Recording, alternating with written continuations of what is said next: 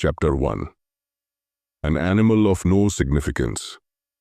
सोचो, आज से लाखों साल पहले इस धरती पर एक ऐसा जानवर घूम रहा था जो बाकी सभी जानवरों की तरह था। न उसके पास कोई ताकत थी, ना ही तेज दौड़ने की क्षमता, न बड़े नुकीले दांत, ना ही खतरनाक पंजे। जंगलों में घूमते हुए वो कभी किसी बड़े शिकारी का शिकार बन जाता तो कभी खाने की तलाश में इधर उधर भटकता। कोई उसे खास तवज्जो नहीं देता था क्योंकि वो बस और जानवरों की तरह ही था। लेकिन फिर ऐसा कुछ हुआ जिसने इस साधारण से जानवर को पूरी धरती का सबसे ताकतवर जीव बना दिया। और वो जानवर था हम, होमो सैपियंस। आज अगर तुम अपने चारों तरफ देखो तो तुम्हें हर जगह इंसान ही इंसान दिखेंगे।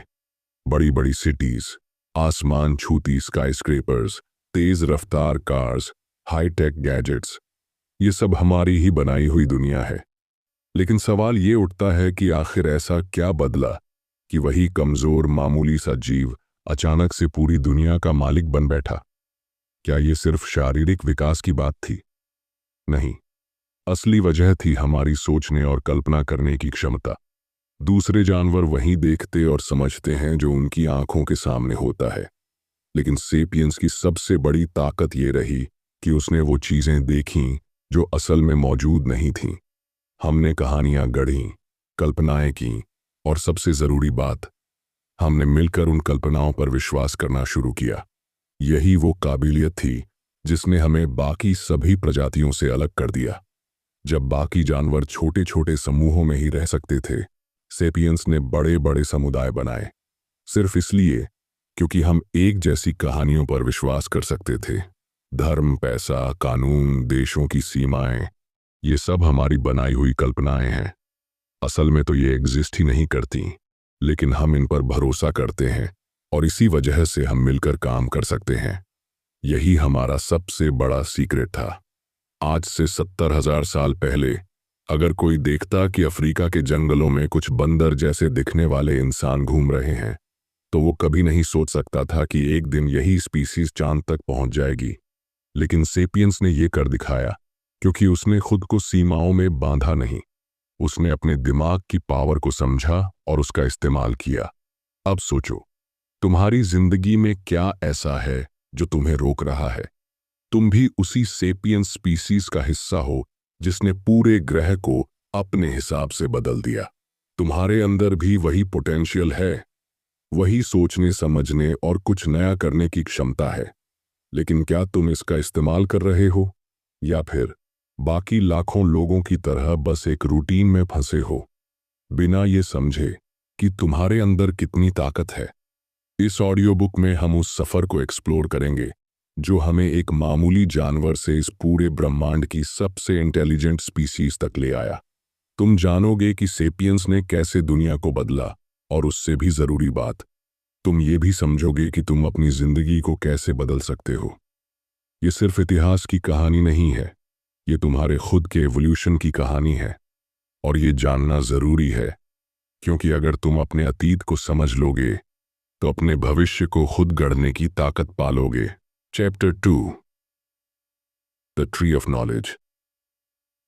आज तुम्हारी जिंदगी जैसी है, वो सिर्फ इसलिए नहीं कि तुमने सही डिसीजंस लिए या हार्ड वर्क किया, बल्कि उसकी जड़ें हजारों साल पहले के उन बदलावों में हैं जिनके बारे में शायद तुमने कभी सोचा भी नहीं होगा।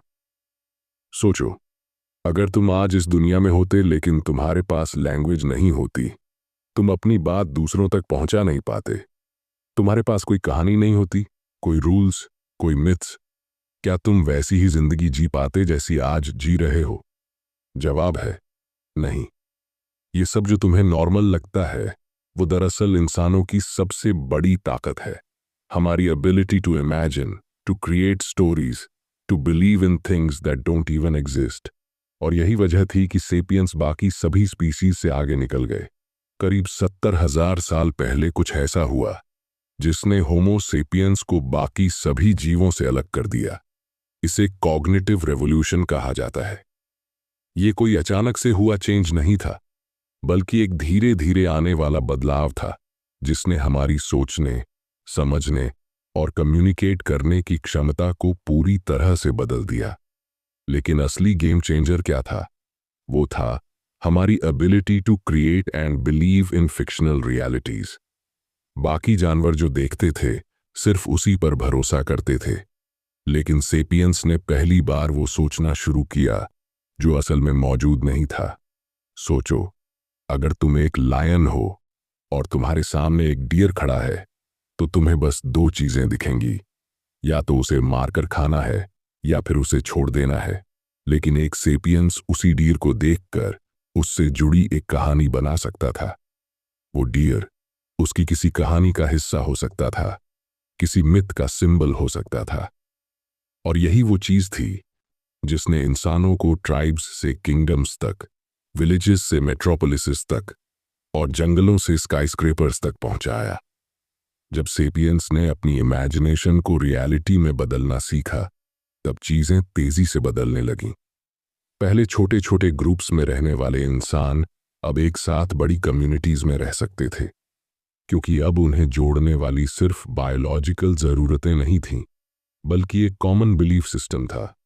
यही वजह थी कि सेपियंस ने रिलीजन, कल्चर्स और सोसाइटीज बनाई। जब बाकी स्पीसीज एक साथ 100 से 200 के ग्रुप्स में ही रह सकते थे, सेपियंस ने लाखों करोड़ों का नेटवर्क खड़ा कर दिया, सिर्फ इसलिए क्योंकि वो एक ही स्टोरी पर विश्वास कर सकते थे। आज भी ये देखो कि दुनिया कैसे चल रही है। पैसा, कंपनियां, देश, कानून, ये सब बस इंसानों के बनाए हुए कॉन्सेप्ट्स हैं। ये किसी फिजिकल रियलिटी में एग्जिस्ट नहीं करते, लेकिन फिर भी हर कोई इन पर यकीन करता है। $1 का नोट बस एक कागज का टुकड़ा है, लेकिन क्योंकि हम सब ने इस पर यकीन किया है, इसलिए इसकी वैल्यू है। फेसबुक या गूगल कोई फिजिकल चीज नहीं है, लेकिन ये दुनिया की सबसे बड़ी कंपनीज हैं, क्योंकि लाखों लोग इस कॉन्सेप्ट को मानते हैं। अब सवाल ये है कि अगर सेपियंस अपनी इमेजिनेशन से इतनी बड़ी दुनिया बना सकता है, तो तुम अपनी जिंदगी क्यों नहीं बदल सकते? तुम भी उसी स्पीसीज के हो जिसने जीरो से शुरुआत की थी और पूरी धरती पर राज किया। तुम्हारे अंदर भी वही कैपेबिलिटी है, लेकिन फर्क सिर्फ इतना है कि तुम किस पर यकीन करते हो। तुम्हारी बिलीफ्स, तुम्हारी स्टोरीज, तुम्हारी इमेजिनेशन ही तुम्हारी रियलिटी बनाती है। जो भी बड़ा इंसान इस दुनिया में कुछ कर पाया, वो इसलिए क्योंकि उसने खुद की बनाई हुई स्टोरीज पर भरोसा किया। अगर तुम अपनी लाइफ में कुछ बदलना चाहते हो, तो पहले अपनी स्टोरी बदलो। अपनी इमेजिनेशन को उन बाउंड्रीज से बाहर ले जाओ जो तुम्हें रोक रही हैं। यही सेपियंस की सबसे बड़ी सीख है। जो चीज असलियत में एग्जिस्ट नहीं करती, वो भी तुम्हारी दुनिया को पूरी तरह से बदल सकती है, अगर तुम उस पर यकीन करना सीख जाओ। Chapter 3, a day in the life of Adam and ewe. सोचो, अगर तुम सुबह उठते ही अपना मोबाइल फोन चेक न करो, सोशल मीडिया न देखो, ईमेल्स न पढ़ो और किसी भी तरह की डिजिटल टेक्नोलॉजी से पूरी तरह कट जाओ, तो तुम्हारी जिंदगी कैसी होगी? क्या तुम अपने दिन की शुरुआत वैसे कर पाओगे जैसे आज करते हो? शायद नहीं।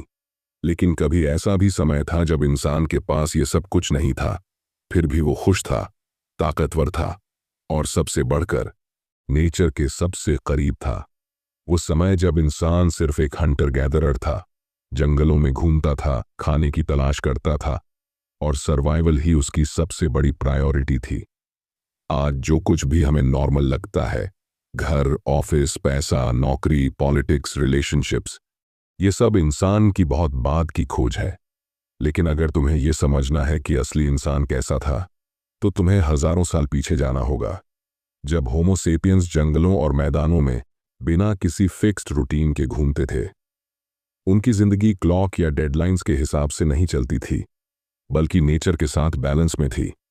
तुम्हें शायद लगता हो कि बिना घर, बिना पक्के नियम, बिना किसी नौकरी के जीवन मुश्किल होता होगा, लेकिन सच्चाई उलटी थी। उस समय का इंसान ज्यादा फिट था, ज्यादा खुश था और शायद हमसे ज्यादा फ्री भी था। उनके पास कोई रेंट भरने का स्ट्रेस नहीं था, कोई ऑफिस पॉलिटिक्स नहीं थी और न ही सोशल मीडिया की कंपैरिजन वाली एंग्जाइटी थी। उनका पूरा दिन बस एक सिंपल चीज पर डिपेंड करता था, नेचर के साथ तालमेल बिठाना।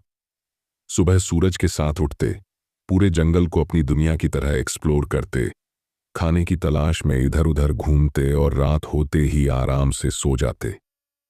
अगर तुम सोच रहे हो कि उनकी जिंदगी बोरिंग थी, तो ऐसा बिल्कुल नहीं था। हर दिन एक नया एडवेंचर था।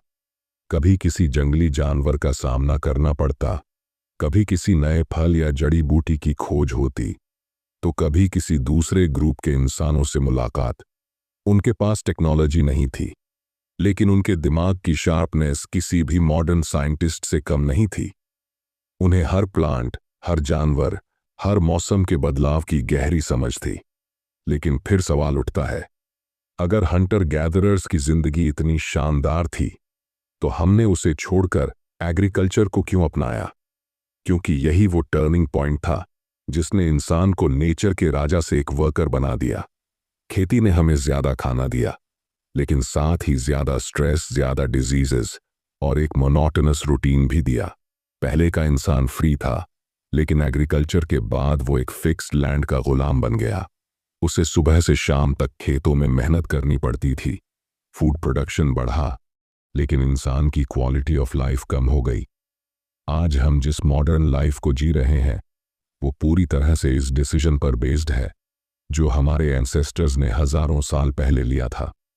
उन्होंने एक फ्री, एडवेंचरस लाइफ छोड़कर एक प्रेडिक्टेबल लेकिन स्ट्रेसफुल लाइफ को चुना। और यही रीजन है कि आज भी हमारे अंदर एक इंटरनल कॉन्फ्लिक्ट है। एक तरफ हम कंफर्ट चाहते हैं और दूसरी तरफ एडवेंचर, एक्साइटमेंट और फ्रीडम की तलाश करते हैं। हमारी जेनेटिक मेमोरी हमें आज भी जंगलों की तरफ खींचती है, लेकिन हमारी बनाई हुई सोसाइटी हमें ऑफिस क्यूबिकल्स में कैद कर देती है। तो अब सवाल ये उठता है कि क्या हम फिर से हंटर गैदरर बन सकते हैं? शायद नहीं, लेकिन हम उनकी कुछ आदतों को अपनी जिंदगी में ला सकते हैं। ज्यादा मूवमेंट, ज्यादा नेचर से कनेक्ट होना, ज्यादा रियल इंटरेक्शंस और कम डिजिटल डिस्ट्रैक्शंस। असली खुशी और मेंटल पीस इसी बैलेंस में है। मॉडर्न वर्ल्ड का फायदा उठाना, लेकिन अपने प्राइमल इंस्टिंक्ट्स को पूरी तरह से भूलना नहीं। यही वो तरीका है जिससे तुम अपने अंदर के सेपियंस को फिर से जगा सकते हो, बिना अपनी मॉडर्न लाइफ छोड़े। Chapter 4, the flood. कभी सोचा है कि अगर अचानक से दुनिया की आधी आबादी गायब हो जाए तो क्या होगा? शहर वीरान हो जाएंगे, सड़कों पर सन्नाटा छा जाएगा और इंसान की बनाई हुई ये आधुनिक दुनिया एक खोखले ढांचे की तरह गिरने लगेगी। लेकिन क्या तुम जानते हो कि इंसानों ने हजारों साल पहले इसी तरह की एक त्रासदी का सामना किया था? एक ऐसा दौर जब हमारी धरती पर इंसान के अलावा कई और स्पीसीज थीं, लेकिन फिर एक के बाद एक वो सभी गायब होते चले गए। होमो सेपियंस अकेला क्यों बचा? क्या हम सबसे ताकतवर थे या सबसे ज्यादा इंटेलिजेंट? अगर हम समय के पहिए को 70,000 साल पीछे घुमाएं, तो ये दुनिया एकदम अलग थी। सिर्फ एक नहीं, बल्कि कई तरह के इंसान इस धरती पर मौजूद थे। निएंडरथाल्स, होमो इरेक्टस, डेनिसोवंस और हमारे ही जैसे दिखने वाले दूसरे कई स्पीसीज। लेकिन फिर कुछ ऐसा हुआ जिसने सब कुछ बदल दिया। होमो सेपियंस, जो उस समय तक सिर्फ एक मामूली स्पीसीज थी, अचानक से पूरी धरती पर फैलने लगी। इस बदलाव की जड़ थी हमारी सोचने और कम्युनिकेट करने की शक्ति।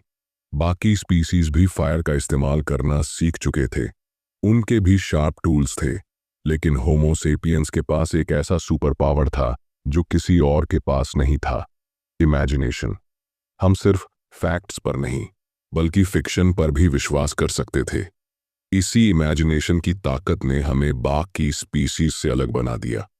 हमने कहानियां गढ़नी शुरू की, हमने मिथ्स बनाए, और सबसे बड़ी बात, we learn to work together in large numbers. जबकि निएंडरथाल्स छोटे छोटे ग्रुप्स में बंटे हुए थे, सेपियंस ने हजारों लोगों को एक साथ जोड़ना सीख लिया। हमने लैंग्वेज को सिर्फ सिग्नल्स और साउंड्स तक सीमित नहीं रखा, बल्कि उसे एक ऐसा टूल बनाया जिससे हम दूसरों के साथ शेयर्ड बिलीफ्स बना सकें। और यहीं से शुरुआत हुई सबसे बड़े बदलाव की, कॉग्निटिव रिवॉल्यूशन। लेकिन सेपियंस के बढ़ने के साथ ही बाकी स्पीसीज के लिए मुश्किलें बढ़ने लगीं। जैसे जैसे हम नए नए इलाकों में पहुंचे, वैसे वैसे बाकी स्पीसीज कमजोर होती चली गईं। कुछ जगहों पर हमने उन्हें डायरेक्टली compete करके हराया, और कुछ जगहों पर हमने उनके रिसोर्सेज पर कब्जा कर लिया। लेकिन असली खतरा तब आया जब सेपियंस ने नेचर पर अपना कंट्रोल बढ़ाना शुरू किया। जिस तरह आज ग्लोबल वार्मिंग और एनवायरमेंटल डिस्ट्रक्शन इंसानों के लिए सबसे बड़ा खतरा बन रहा है, ठीक वैसे ही हजारों साल पहले सेपियंस जहां जहां पहुंचे वहां की बायोडाइवर्सिटी पर भारी असर पड़ा। हम जंगलों में आग लगाने लगे, बड़े बड़े जानवरों का शिकार करने लगे और धीरे धीरे बाकी स्पीसीज को धरती से मिटाने लगे। ये एक तरह से द फर्स्ट ग्रेट एक्सटिंक्शन थी जिसे इंसानों ने ही अंजाम दिया। तुम सोच सकते हो कि ये सब एक नेचुरल प्रोसेस थी, लेकिन अगर हम गहराई से देखें तो सेपियंस की सक्सेस बाकी स्पीसीज के लिए एक डिजास्टर थी। चाहे वो जायंट मैमथ्स हों, वुली राइनोसरस हों या फिर ऑस्ट्रेलिया के विशालकाय कंगारू, जैसे ही सेपियंस किसी नए लैंडमास पर पहुंचे वहां के बड़े जानवर कुछ ही सदियों में एक्सटिंक्ट हो गए। अब सोचो, क्या सेपियंस ने यह सब जानबूझकर किया था? शायद नहीं, लेकिन हमारी कलेक्टिव इंटेलिजेंस इतनी ताकतवर थी कि हम बिना किसी स्पेसिफिक प्लान के भी बाकी स्पीसीज के लिए सबसे बड़ा खतरा बन गए। हमने छोटे ग्रुप से निकलकर पूरे प्लैनेट को अपने हिसाब से शेप देना शुरू कर दिया। आज भी ये प्रोसेस रुकी नहीं है। उस समय हमने नेचर पर कंट्रोल पाना शुरू किया था और आज हम प्लैनेट्स कॉलोनाइज करने की बात कर रहे हैं। लेकिन ये मत भूलो कि हमारी इसी ताकत ने हमें महान भी बनाया है और विनाशकारी भी। सेपियंस की सक्सेस का मतलब था बाकी स्पीसीज का अंत, और अगर हमने अपनी पावर को बैलेंस करना नहीं सीखा तो शायद एक दिन हम भी उसी लिस्ट में शामिल हो सकते हैं। Chapter 5, histories biggest fraud. सोचो, तुम सुबह उठते हो, सूरज की हल्की रोशनी तुम्हारे चेहरे पर पड़ती है और तुम बेड से उठकर सीधे अपने काम पर लग जाते हो। घड़ी की सुइयां चल रही हैं, तुम्हारे पास एक लॉन्ग टू डू लिस्ट है, डेडलाइंस हैं, टारगेट्स हैं।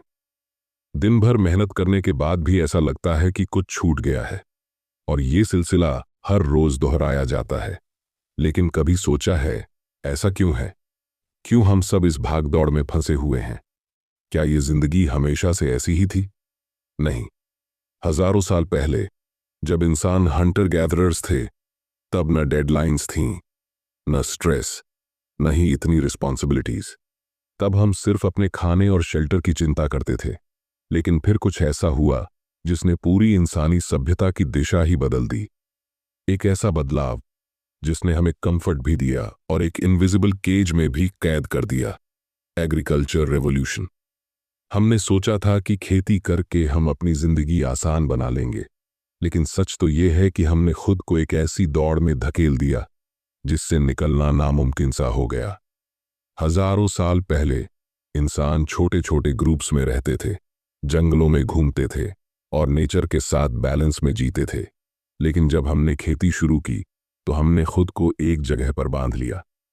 पहले हमें सिर्फ खाने की चिंता करनी होती थी, लेकिन अब हमें फसलों की देखभाल, जमीन की सुरक्षा, अनाज के भंडारण और हजारों दूसरी चीजों की चिंता करनी पड़ने लगी। हमने समझा था कि ये फ्रीडम है, लेकिन असल में ये सबसे बड़ा ट्रैप था। खेतों में काम करने का मतलब था हर दिन सूरज उगने से पहले उठना, मिट्टी में घंटों तक मेहनत करना, और अगर फसल खराब हो जाए तो भूख से मरने का डर। इससे पहले हंटर गैदरर्स के पास वैरायटी थी। अगर एक जगह खाना नहीं मिला तो दूसरी जगह जा सकते थे, लेकिन किसानों के पास कोई ऑप्शन नहीं था। उनके पास सिर्फ एक ही रास्ता था, ज्यादा मेहनत और ज्यादा मेहनत। और यही साइकिल आज भी जारी है। इतना ही नहीं, इस बदलाव ने सिर्फ इंसानों की जिंदगी ही नहीं बदली, बल्कि हमारी थिंकिंग और रिलेशनशिप्स को भी पूरी तरह से रीशेप कर दिया। पहले लोग छोटे ग्रुप्स में रहते थे, एक दूसरे पर डिपेंडेंट थे और सब मिलकर डिसीजंस लेते थे। लेकिन खेती के साथ साथ प्रॉपर्टी, वेल्थ और पावर का कॉन्सेप्ट भी आ गया। कुछ लोगों के पास ज्यादा जमीन थी, कुछ के पास कम, और धीरे धीरे इनइक्वालिटी शुरू हो गई। जो लोग ज्यादा फसल उगाने लगे, उन्होंने दूसरों को कंट्रोल करना शुरू कर दिया। यहीं से किंगडम्स, एम्पायर्स और रिजिड सोशल हायरार्कीज की शुरुआत हुई। अब सोचो, हमने सोचा था कि हम नेचर को कंट्रोल कर लेंगे, लेकिन हुआ इसका उलटा। खेती करने से हमारी पॉपुलेशन बढ़ने लगी और पॉपुलेशन बढ़ने से ज़रूरतें बढ़ने लगीं। हम और ज़्यादा काम करने लगे और जैसे जैसे सोसाइटीज़ कॉम्प्लेक्स होती गईं वैसे वैसे हमारी प्रॉब्लम्स भी बढ़ती गईं। डिजीज़ेस, वॉर्स, इकोनॉमिक क्राइसिस, ये सब उसी बदलाव का हिस्सा हैं जो हमने हज़ारों साल पहले खुद चुना था। लेकिन क्या एग्रीकल्चर रेवोल्यूशन पूरी तरह से नेगेटिव था? बिल्कुल नहीं। इसने हमें बड़े सिटीज़ दिए, सभ्यताएं दी, टेक्नोलॉजी और इनोवेशन का रास्ता खोला। लेकिन सवाल ये है कि क्या ये सच में इंसानों के लिए अच्छा था? अगर देखा जाए तो एक टिपिकल हंटर गैदरर, एक एवरेज फार्मर से ज़्यादा हेल्थी और फिट था। उनकी डाइट ज़्यादा बैलेंस्ड थी, उनका लाइफस्टाइल ज़्यादा एक्टिव था और स्ट्रेस न के बराबर था। लेकिन हमने आराम के नाम पर अपने ऊपर बेड़ियां डाल लीं। आज भी हम उसी ट्रैप में फंसे हुए हैं। हमने टेक्नोलॉजी को अडॉप्ट कर लिया, लेकिन स्ट्रेस कम नहीं हुआ। हमने मशीन्स बना ली, लेकिन टाइम फिर भी कम पड़ता है। हम ऑटोमेशन के द्वार में पहुंच गए, लेकिन जिंदगी पहले से ज़्यादा कॉम्प्लिकेटेड हो गई। यही रीज़न है कि आज भी हम किसी न किसी इनविजिबल रेस में भाग रहे हैं, बिना ये सोचे कि इसकी शुरुआत कहाँ से हुई थी। अब सवाल ये है कि क्या हम इस दौड़ से बाहर निकल सकते हैं? शायद नहीं, लेकिन हम इतना ज़रूर कर सकते हैं कि अपनी चॉइसेस को ज़्यादा कॉन्शियसली चुनें।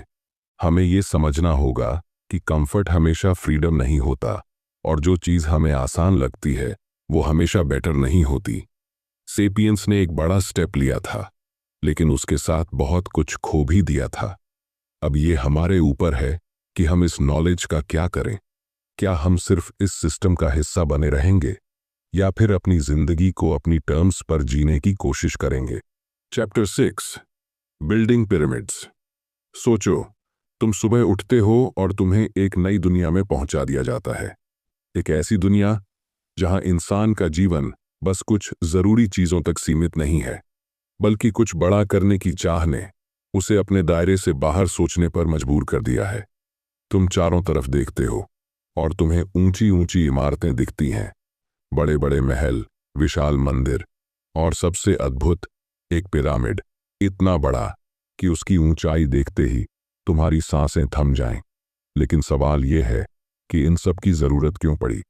आखिर क्यों इंसानों ने सिर्फ खाना जुटाने और जिंदा रहने से आगे बढ़कर कुछ ऐसा बनाने की सोची जो उनकी जरूरत से परे था?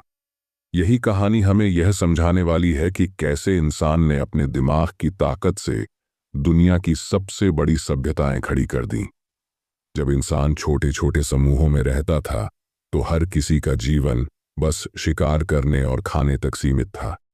लेकिन फिर कुछ बदला। हमने कहानियों पर विश्वास करना शुरू किया। हम केवल वास्तविक चीजों से जुड़े नहीं थे, बल्कि हमने कल्पना की दुनिया में भी कदम रखा। हमने खुद को यह विश्वास दिलाया कि हम एक ट्राइब का हिस्सा हैं, हम किसी राजा के अनुयायी हैं, हम किसी धर्म को मानने वाले हैं। और यही विश्वास हमारे इतिहास का सबसे बड़ा टर्निंग पॉइंट था।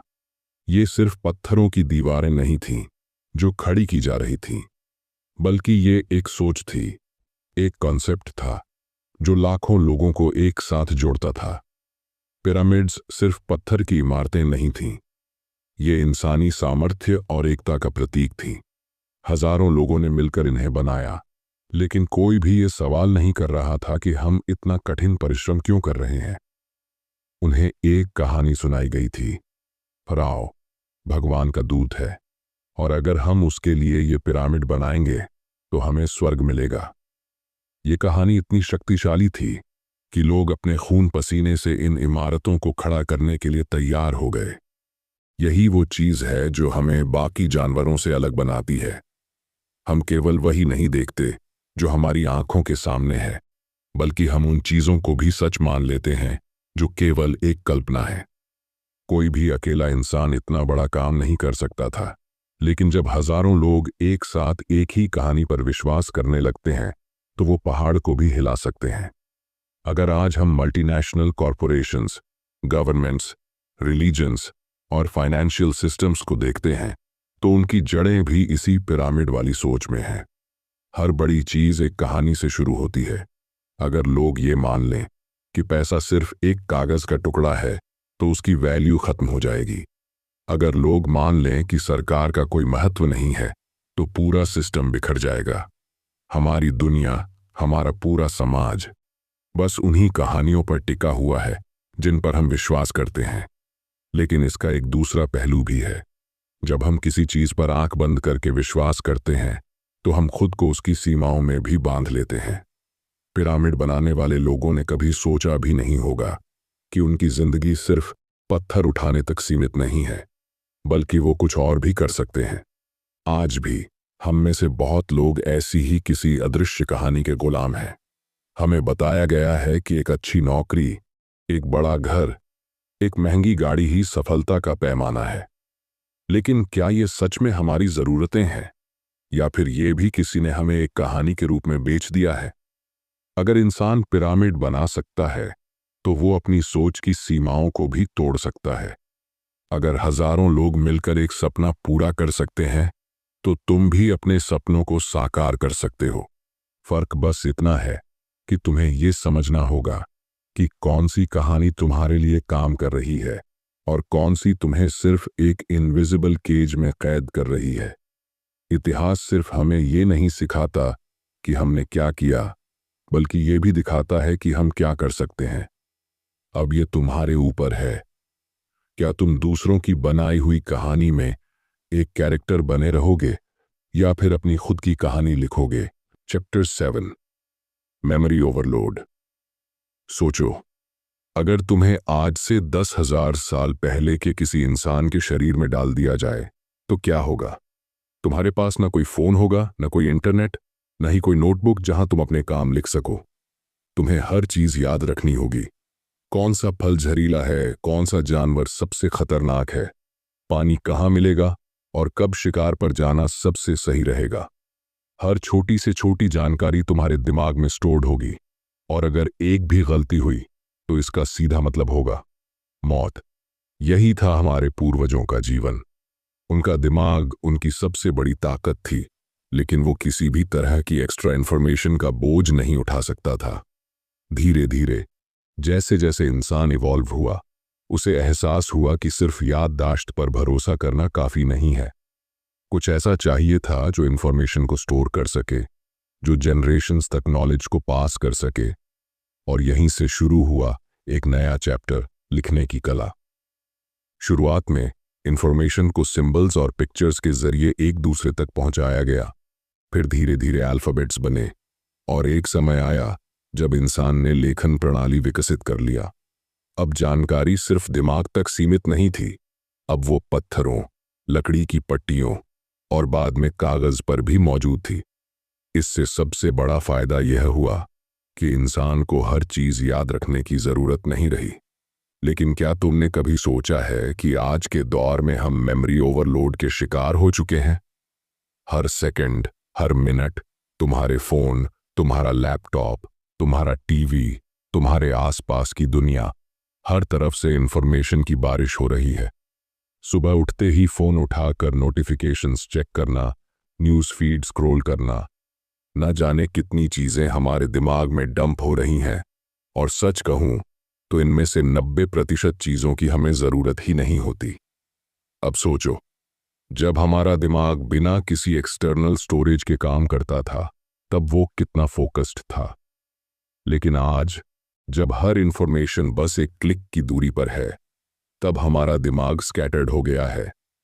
हमने मल्टीटास्किंग को एक स्किल मान लिया है, लेकिन सच तो ये है कि हमारा दिमाग मल्टीटास्किंग के लिए बना ही नहीं है। जब भी तुम एक काम से दूसरे काम पर शिफ्ट करते हो तो तुम्हारा ब्रेन रीसेट मोड में चला जाता है और प्रोडक्टिविटी गिरने लगती है। हिस्ट्री ने हमें यही सिखाया है कि हर नई टेक्नोलॉजी हमें आगे तो बढ़ाती है, लेकिन साथ में एक नई चैलेंज भी लाती है। जब इंसान ने पहली बार लिखना सीखा तो उसकी मेमोरी कमजोर होने लगी, क्योंकि उसे हर चीज याद रखने की जरूरत नहीं थी। जब हमने प्रिंटिंग प्रेस बनाई तो बुक्स से नॉलेज बढ़ी, लेकिन साथ में लोगों की डीप थिंकिंग कम होने लगी। जब हमने इंटरनेट बनाया तो इंफॉर्मेशन कभी भी एक्सेस की जा सकती थी, लेकिन हमारी अटेंशन स्पैन कम हो गई। अब सवाल ये नहीं है कि इंफॉर्मेशन हमारे पास है या नहीं, सवाल ये है कि क्या हम सही इंफॉर्मेशन पर फोकस कर रहे हैं। आज अगर कोई कहे कि उसे टाइम नहीं मिलता, तो सच ये नहीं है कि उसके पास कम समय है, बल्कि सच ये है कि वो अपना समय सही चीज़ों में इन्वेस्ट नहीं कर रहा। जितना ज़्यादा तुम अनावश्यक इन्फॉर्मेशन कंज्यूम करोगे, उतना ही कम तुम्हारा माइंड किसी एक चीज़ पर डीपली फोकस कर पाएगा। हिस्ट्री का सबसे बड़ा सबक यही है कि इंसान वही आगे बढ़ता है जो अपनी एनर्जी सही जगह पर लगाता है। जिस तरह पुराने इंसानों ने सिर्फ ज़रूरी चीज़ों को याद रखा और बाकी चीज़ों को सिंबल्स और राइटिंग्स में स्टोर कर दिया, ठीक वैसे ही आज तुम्हें भी ये डिसाइड करना होगा कि तुम्हारा दिमाग किन चीज़ों में इन्वेस्ट हो रहा है। क्या तुम सिर्फ social media feeds, useless news और डिस्ट्रैक्शंस में अपना समय बर्बाद कर रहे हो, या फिर तुम वो इन्फॉर्मेशन कलेक्ट कर रहे हो जो तुम्हें सच में आगे बढ़ने में मदद करेगी? याद रखो, आज दुनिया में नॉलेज की कमी नहीं है, बल्कि फोकस की कमी है। जो इंसान इस इन्फॉर्मेशन ओवरलोड से बाहर निकलकर सिर्फ उन चीज़ों पर ध्यान देगा जो सच में इम्पॉर्टेंट हैं, वही इस दौर में सबसे आगे जाएगा। और ये फैसला तुम्हें आज ही लेना होगा। क्या तुम अपने दिमाग को बेकार की चीज़ों से भरोगे, या फिर उसे एक लेज़र शार्प वेपन बनाओगे जो सिर्फ उसी चीज़ पर फोकस करेगा जो तुम्हें सफल बनाएगी? Chapter 8, there is no justice in history. इंसान हमेशा से एक सवाल पूछता आया है, दुनिया में जस्टिस क्यों नहीं है? क्यों कुछ लोग अमीर होते हैं और कुछ गरीब? क्यों कुछ देशों के पास अनलिमिटेड संसाधन हैं और कुछ के पास बेसिक ज़रूरतें भी नहीं? क्यों किसी का जन्म एक पावरफुल फैमिली में होता है और किसी का ऐसी जगह जहां बेसिक सर्वाइवल भी मुश्किल है? अगर दुनिया में सच में कोई न्याय होता तो ये असमानताएं क्यों बनी? लेकिन अगर तुम हिस्ट्री को ध्यान से देखोगे तो तुम्हें समझ आएगा कि ये सवाल ही गलत है, क्योंकि हिस्ट्री कभी भी जस्टिस पर बेस्ड नहीं रही। हर सिविलाइजेशन, हर एम्पायर, हर कल्चर ने अपनी ही तरह की मॉरलिटी बनाई है और उसे ही सही कहा है। लेकिन ये मॉरलिटी, ये एथिक्स, ये जस्टिस, सब कुछ इंसान का बनाया हुआ इल्यूजन है। प्रकृति के नियमों में कहीं भी जस्टिस नाम की कोई चीज नहीं है। एक शेर जब किसी हिरण का शिकार करता है तो क्या कोई उसे गलत कहता है? एक सुनामी जब हजारों लोगों की जिंदगी तबाह कर देती है तो क्या उसे सजा दी जाती है? नहीं, क्योंकि ये सब नेचुरल प्रोसेस का हिस्सा है। लेकिन जब इंसान ने समाज बनाया तो उसने खुद को इस नेचुरल रूल से अलग करने की कोशिश की और एक नया सिस्टम डेवलप किया जिसे उसने फेयरनेस और जस्टिस का नाम दिया। लेकिन सच ये है कि हिस्ट्री कभी फेयर नहीं रही। जब एग्रीकल्चर का जन्म हुआ तब इंसान ने सोचा कि अब हर किसी के पास भरपूर खाना होगा, लेकिन असल में इनइक्वालिटी और बढ़ गई। किंग्स, लैंडलॉर्ड्स और इलीट्स ने फूड प्रोडक्शन को कंट्रोल करना शुरू किया और बाकी लोग उनके गुलाम बन गए। जब इंडस्ट्रियल रेवोल्यूशन आया तब मशीन्स ने प्रोडक्टिविटी बढ़ाई, लेकिन उन्हीं मशीन्स की वजह से करोड़ों लोगों को एक्सप्लॉइट किया गया। जब डेमोक्रेसी का जन्म हुआ तो लोगों को इक्वालिटी का सपना दिखाया गया, लेकिन उसी सिस्टम में कुछ लोगों ने बाकी जनता को मैनिपुलेट करके पावर अपने पास रखी। इतिहास की सच्चाई ये है कि जस्टिस सिर्फ एक इल्यूजन है जिसे पावरफुल लोग अपने फायदे के लिए मैनिपुलेट करते हैं। कोई भी सिस्टम परफेक्ट नहीं है, क्योंकि हर सिस्टम उन्हीं लोगों के द्वारा बनाया गया है जो सत्ता में है। अगर तुम सोचते हो कि एक समय आएगा जब सब कुछ सही होगा, तो तुम एक मिथ में जी रहे हो। दुनिया कभी भी पूरी तरह फेयर नहीं होगी, क्योंकि फेयरनेस का कंसेप्ट ही एक इंसानी इमेजिनेशन है जो असल में नेचर के बेसिक रूल्स के खिलाफ जाता है। लेकिन इसका ये मतलब नहीं कि तुम हार मान लो। अगर दुनिया में जस्टिस नहीं है तो तुम्हें खुद अपनी जस्टिस क्रिएट करनी होगी। तुम्हें समझना होगा कि तुम किसी सिस्टम के गुलाम नहीं हो, तुम खुद अपनी रियलिटी डिजाइन कर सकते हो। अगर तुम्हारे पास रिसोर्सेज नहीं हैं तो तुम्हें स्मार्ट बनकर उन्हें हासिल करना होगा। अगर तुम्हारे पास पावर नहीं है तो तुम्हें नॉलेज और स्ट्रैटेजी से उसे पाना होगा। अगर दुनिया तुम्हारे खिलाफ है तो तुम्हें इतना स्ट्रांग बनना होगा कि दुनिया तुम्हारे हिसाब से चलने लगे। जो लोग सिर्फ फेयरनेस की तलाश में अपना समय बर्बाद करते हैं वो हमेशा पीछे रह जाते हैं, लेकिन जो लोग दुनिया को वैसे एक्सेप्ट करते हैं जैसी वो है, और अपने रूल्स खुद बनाते हैं। वो इतिहास लिखते हैं। रिमेंबर, हिस्ट्री कभी भी न्याय के आधार पर नहीं चली, बल्कि उन लोगों के आधार पर चली जो अपने लिए सही रास्ता बना सके। अब सवाल ये नहीं है कि दुनिया फेयर है या नहीं। सवाल ये है, क्या तुम इस अनफेयर वर्ल्ड में अपने लिए एक नई रियलिटी क्रिएट करने के लिए तैयार हो? Chapter 9, the arrow of history. अगर तुम इतिहास को ध्यान से देखोगे तो तुम्हें एक पैटर्न नजर आएगा। एक ऐसा पैटर्न जो बार बार रिपीट होता है, लेकिन फिर भी हर बार नया लगता है। इंसान ने लाखों साल जंगलों में जानवरों की तरह जीते हुए बिताए। फिर एग्रीकल्चर आया और सब कुछ बदल गया। शहर बने, सभ्यताएं खड़ी हुईं, युद्ध हुए, राजा आए और गए, धर्म बने, विचारधाराएं बदलीं, और फिर साइंस और टेक्नोलॉजी ने एक ऐसा एक्सप्लोजन किया जिसने दुनिया को पूरी तरह से रीशेप कर दिया। लेकिन क्या ये सब बस एक रैंडम प्रोसेस था? क्या हिस्ट्री बिना किसी डायरेक्शन के आगे बढ़ रही है? या फिर इसके पीछे कोई हिडन लॉजिक है, कोई छुपी हुई एरो जो ये तय कर रही है कि इंसान किस डायरेक्शन में बढ़ेगा? अगर तुम सोचते हो कि हिस्ट्री सिर्फ एक साइकिल की तरह घूम रही है, तो तुम गलत हो। हिस्ट्री लीनियर है, एक दिशा में लगातार आगे बढ़ती हुई। कुछ हजार साल पहले तक इंसान बस एक और जानवर था। फिर उसने टूल्स बनाए, लैंग्वेज डेवलप की, और धीरे धीरे वो दुनिया का सबसे डोमिनेंट स्पीसीज बन गया। अगर तुम इसे ध्यान से देखो तो एक पैटर्न इमर्ज होता है। हिस्ट्री हमेशा उस डायरेक्शन में बढ़ी है जहां इंसान की कंट्रोल पावर बढ़े। पहले उसने नेचर को कंट्रोल किया, फिर एनिमल्स को डोमेस्टिकेट किया, फिर उसने सोसाइटीज बनाई, फिर इकोनॉमी, फिर टेक्नोलॉजी, और अब वो जेनेटिक इंजीनियरिंग और आर्टिफिशियल इंटेलिजेंस के जरिए खुद अपनी एवोल्यूशन को कंट्रोल करने की कोशिश कर रहा है। लेकिन यहां एक सवाल उठता है, क्या इंसान के इस अनस्टॉपेबल ग्रोथ का कोई फाइनल डेस्टिनेशन है? क्या कभी ऐसा दिन आएगा जब इंसान कहेगा, बस अब हम सब कुछ अचीव कर चुके हैं, अब हमें और आगे जाने की जरूरत नहीं?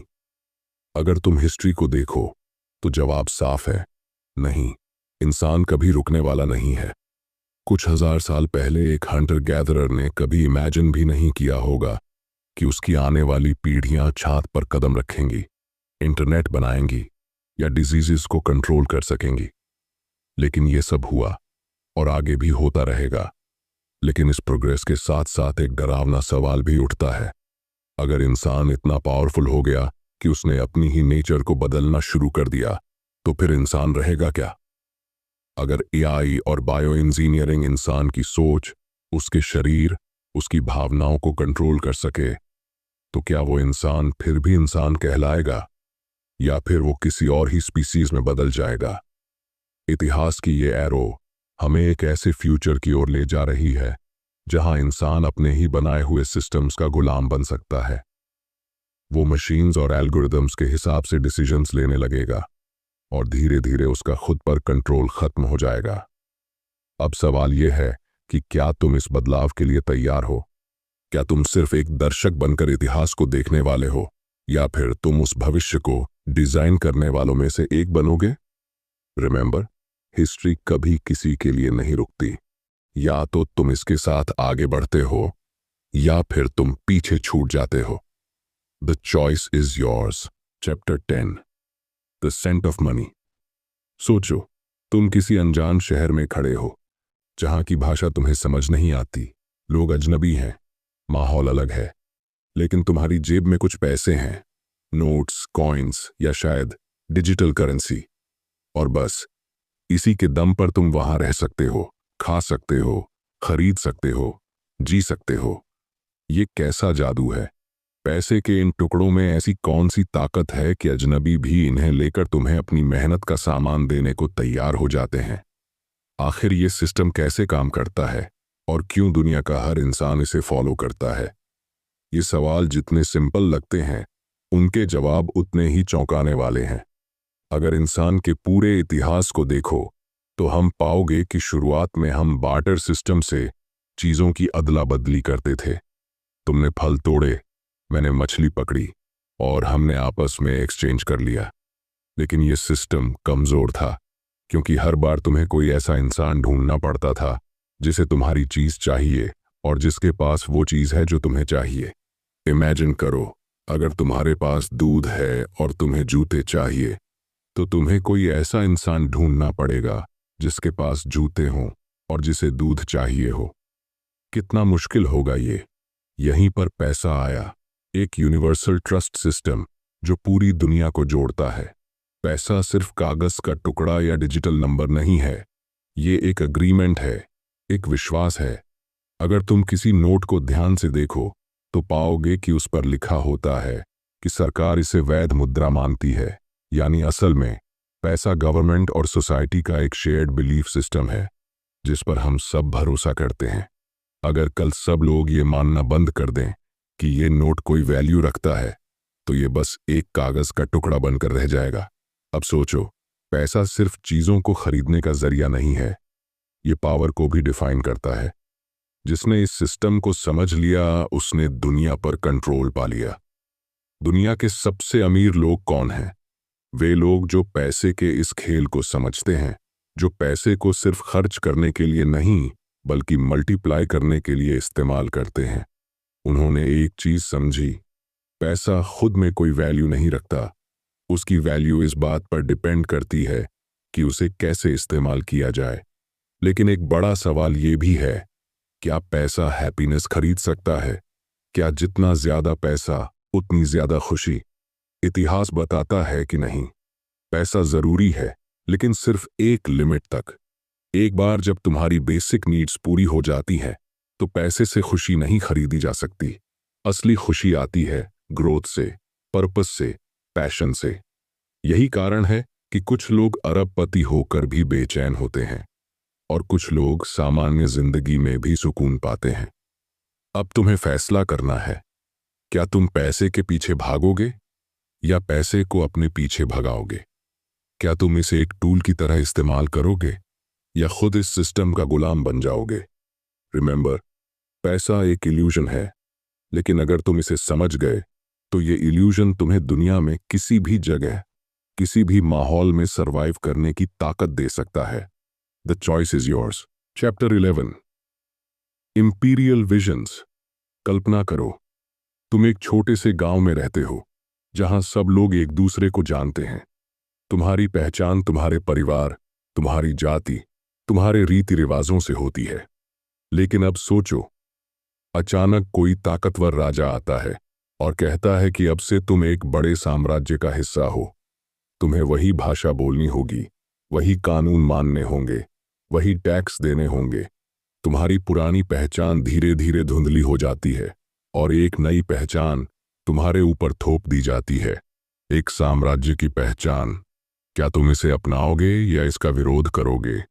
यही इंपीरियल विजन का खेल है और यही इतिहास की सबसे बड़ी कहानी है। साम्राज्य सिर्फ ताकत और युद्ध से नहीं बनते, वे एक विजन से बनते हैं। एक ऐसी सोच जो हजारों लाखों लोगों को एक साथ जोड़ देती है, चाहे वे इसे पसंद करें या ना करें। इतिहास गवाह है कि दुनिया के सबसे बड़े साम्राज्य सिर्फ तलवार के दम पर नहीं, बल्कि एक शेयर्ड इमेजिनेशन के सहारे टिके रहे। चाहे वो रोम हो, मंगोल साम्राज्य हो, ब्रिटिश एम्पायर हो या आधुनिक ग्लोबल इकोनॉमी, हर बड़े सिस्टम के पीछे एक कहानी होती है। एक ऐसा सपना जिसे लोग सच मानने लगते हैं।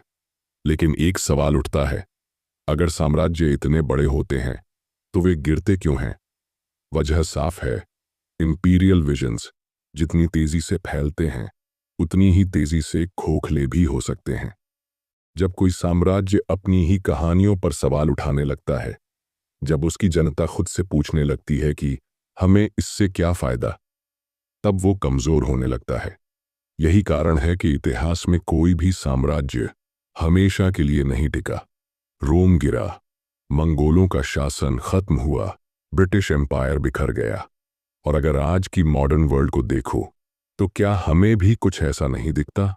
आज का इंपीरियल विजन शायद तलवार से नहीं, लेकिन कॉरपोरेशंस, मीडिया और टेक्नोलॉजी के जरिए फैलाया जा रहा है।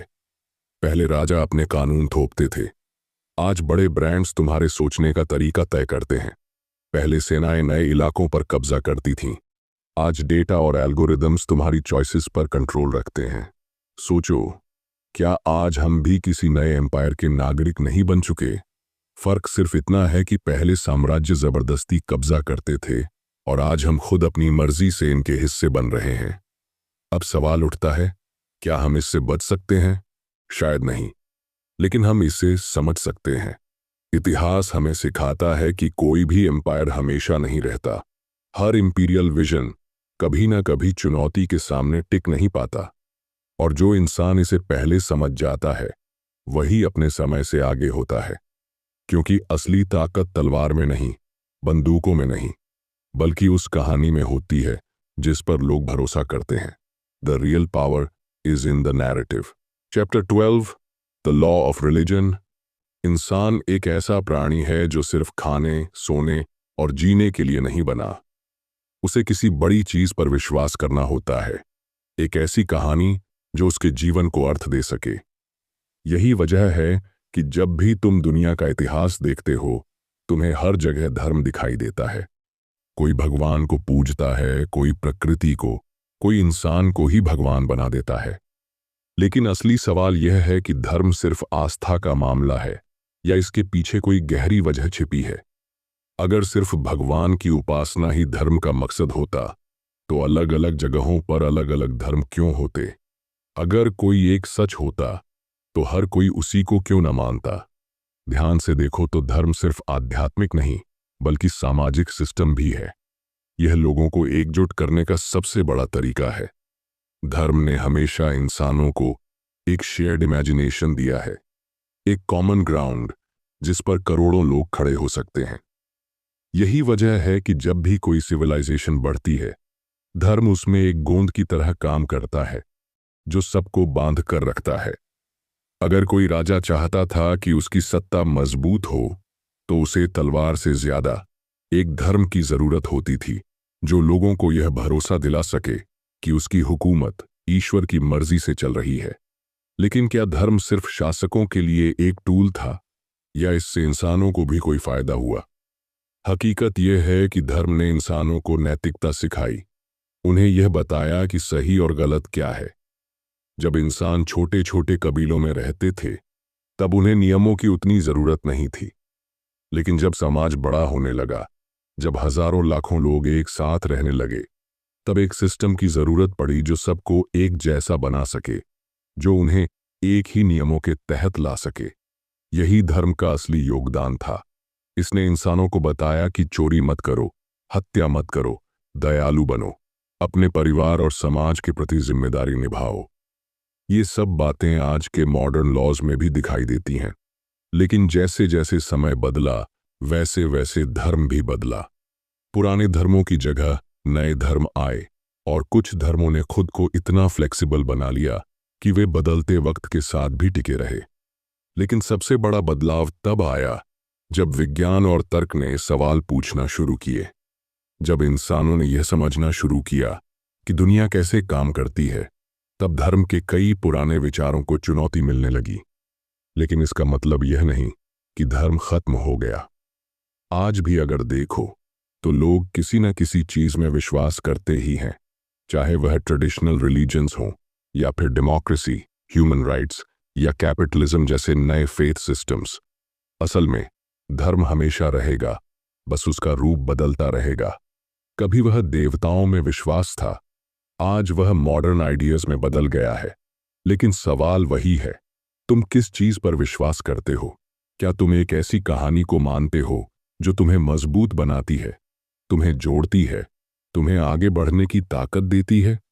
क्योंकि इतिहास बताता है कि जो इंसान खुद की बनाई कहानियों को समझ लेता है वही अपने भविष्य को गढ़ सकता है। Chapter 13, the secret of success. सफलता कोई रहस्य नहीं है, लेकिन इसे समझना हर किसी के बस की बात नहीं। इंसानों ने इस दुनिया पर राज कैसे किया? क्यों हम जंगलों में घूमने वाले आम जानवरों से उठकर उन सिटीज और एम्पायर्स तक पहुंचे जो आज हमारी दुनिया की पहचान है? क्या यह सिर्फ हमारी इंटेलिजेंस का कमाल था या इसमें कुछ और भी था? अगर तुम इतिहास को ध्यान से देखो तो समझोगे कि असली सक्सेस सिर्फ ताकतवर होने में नहीं बल्कि अडेप्टेबिलिटी में है। जो बदलते हालातों के साथ खुद को बदल सके वही आगे बढ़ा वही विजेता बना। इंसान की सबसे बड़ी ताकत उसका दिमाग नहीं, बल्कि उसकी एबिलिटी टू कोऑपरेट है। कोई भी इंसान अकेले दुनिया पर राज नहीं कर सकता था, लेकिन जैसे ही हमने बड़े ग्रुप्स में सोचना शुरू किया, जैसे ही हमने मिथ्स और स्टोरीज के जरिए एक शेयर्ड बिलीफ सिस्टम बनाया, वैसे ही हमने एक नया गेम खेलना शुरू किया। एक ऐसा गेम जिसमें ट्रस्ट, इमेजिनेशन और इनोवेशन सबसे बड़े असेट्स बन गए। धर्म, पैसा, कानून और यहाँ तक कि नेशंस, ये सब कुछ असल में हमारी कलेक्टिव इमेजिनेशन का ही रिजल्ट है। यही वह चीज थी जिसने इंसान को बाकी प्राणियों से अलग बनाया। लेकिन सिर्फ कोऑपरेशन ही काफी नहीं था। असली सक्सेस उन लोगों ने पाई जिन्होंने दुनिया को नए तरीके से देखने की हिम्मत की, जिसने पुरानी परंपराओं को तोड़ा और नए आइडियाज को अपनाया। जब बाकी जानवर उसी एनवायरनमेंट में रहने के लिए मजबूर थे, इंसानों ने आग को काबू किया, पहिए का आविष्कार किया, खेती सीखी और अपने आसपास की दुनिया को शेप देने लगे। यह क्यूरियोसिटी, यह रेस्टलेस माइंड ही इंसान की असली सक्सेस का राज है। लेकिन सवाल यह है कि अगर यही असली सफलता का रहस्य था, तो क्या आज भी यही नियम लागू होते हैं? आज भी वही लोग आगे बढ़ते हैं जो कोलैबोरेशन और अडेप्टेबिलिटी को समझते हैं, चाहे वह बिजनेस हो, टेक्नोलॉजी हो या पर्सनल लाइफ। जो लोग रिजिड सोच से बाहर निकलकर नए आइडियाज को अपनाते हैं, जो कंफर्ट जोन से बाहर निकलकर रिस्क लेने की हिम्मत रखते हैं, वही असली विनर्स होते हैं। इतिहास में वही सिविलाइजेशंस बचीं जिन्होंने खुद को बदला, जो बदलते समय के साथ इवॉल्व हुईं, जो जिद पर अड़ी रहीं, वे मिट गईं। अगर इंसान का इतिहास हमें कुछ सिखाता है, तो वह यह है कि सक्सेस एक ऑनगोइंग प्रोसेस है, कोई फिक्स डेस्टिनेशन नहीं। हर जनरेशन ने अपने चैलेंजेस को फेस किया, कुछ ने खुद को बदला और आगे बढ़े, कुछ वही पुरानी धारणाओं में फंसे रहे और खत्म हो गए। तुम्हारी सक्सेस भी इसी पर निर्भर करती है। क्या तुम बदलाव को अपनाने के लिए तैयार हो? क्या तुम उन पैटर्न्स को तोड़ सकते हो जो तुम्हें रोक रहे हैं? क्योंकि अगर तुम यह समझ गए, तो तुम्हारे पास भी वही सीक्रेट होगा जो इंसानों को इस दुनिया का सबसे पावरफुल स्पीसीज बनाता है। एबिलिटी टू लर्न, अडैप्ट और नए तरीके से सोचने की ताकत। Chapter 14, the discovery of ignorance. इंसान की सबसे बड़ी ताकत क्या है? उसकी ताकत, उसकी दौलत या उसका ज्ञान? अगर तुम इतिहास को ध्यान से देखो, तो एक बात साफ नजर आएगी। सच्ची ताकत उन लोगों के पास होती है जो ये मानते हैं कि उन्हें सब कुछ नहीं पता, जो ये स्वीकार करते हैं कि उनके पास सारे आंसर्स नहीं हैं और इसलिए वे सवाल पूछने से डरते नहीं।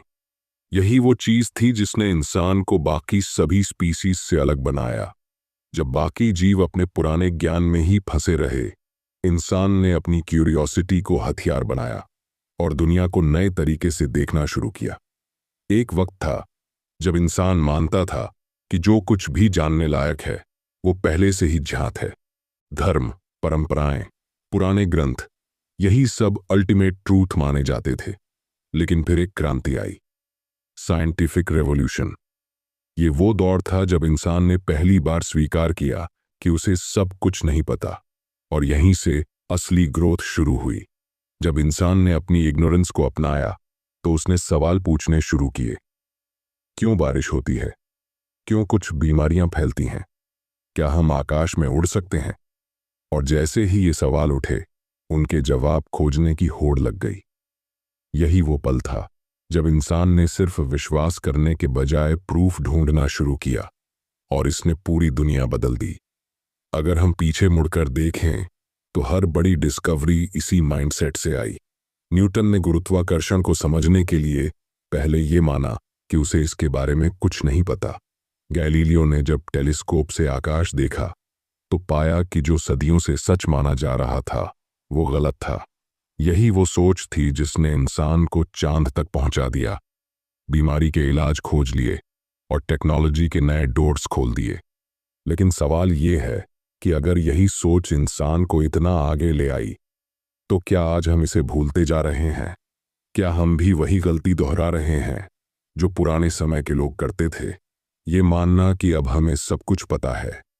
सक्सेस का असली राज यही है, हमेशा ये मानकर चलना कि तुम्हें अभी बहुत कुछ सीखना बाकी है। जब तक इंसान सवाल पूछता रहेगा तब तक वो आगे बढ़ता रहेगा, लेकिन जिस दिन उसने ये मान लिया कि अब उसके पास सारे आंसर्स हैं, वहीं से उसका पतन शुरू हो जाएगा। यही कारण है कि जो सिविलाइजेशंस खुद को सर्वज्ञानी मानने लगती हैं, वो धीरे धीरे खत्म हो जाती हैं, क्योंकि जब कोई नया सवाल उठता है तो वे उसे सुनना ही नहीं चाहती। आज भी वही लोग आगे बढ़ते हैं जो नई पॉसिबिलिटीज को एक्सप्लोर करने से डरते नहीं, जो ये मानते हैं कि लर्निंग कभी खत्म नहीं होती। अगर तुम अपनी लाइफ में कुछ बड़ा करना चाहते हो तो सबसे पहले खुद से पूछो, क्या तुम सच में तैयार हो यह मानने के लिए कि तुम्हें अभी बहुत कुछ सीखना है? क्या तुम अपने बिलीव्स को चैलेंज करने की हिम्मत रखते हो? क्योंकि अगर तुम्हारे अंदर ये क्यूरियोसिटी बची हुई है तो कोई ताकत तुम्हें आगे बढ़ने से नहीं रोक सकती। यही वो माइंडसेट है जिसने इंसान को इस प्लैनेट का सबसे पावरफुल स्पीशीज बनाया है, और यही माइंडसेट तुम्हें भी एक्स्ट्रॉर्डिनरी बना सकता है। Chapter 15, the marriage of science and empire. तुम्हें क्या लगता है, दुनिया पर असली राज किसका है? वो देश जो सबसे ज्यादा हथियार रखते हैं, वो लोग जिनके पास सबसे ज्यादा पैसा है, या वो साइंटिस्ट जो नई नई डिस्कवरीज कर रहे हैं? अगर ध्यान से देखा जाए तो आज की दुनिया में जो सबसे बड़ी ताकत है वो ना तो सिर्फ राजनीति में है, ना सिर्फ इकोनॉमी में, और ना ही सिर्फ साइंस में। असली ताकत वहीं पैदा होती है जहां साइंस और एम्पायर यानी सत्ता एक साथ मिलते हैं। यही वो कॉम्बिनेशन है जिसने पूरी दुनिया का नक्शा बदल दिया है।